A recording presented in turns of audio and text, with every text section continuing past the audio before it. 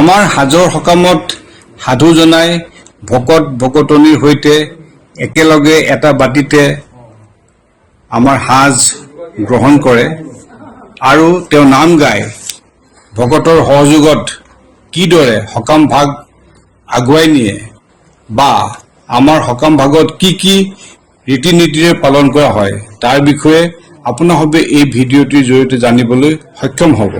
মই সকামৰ কিছু দৃশ্যাংশ আপোনালোকক দেখাম আৰু আপোনালোকে এই দৃশ্যাংশখিনি চাই আমাৰ যি পৰম্পৰা ৰীতি নীতি আৰু যি নিয়ম সেইখিনি আপোনালোকে বুজিবলৈ সক্ষম হ'ব বুলি মই আশা ৰাখিলোঁ। ধন্যবাদ।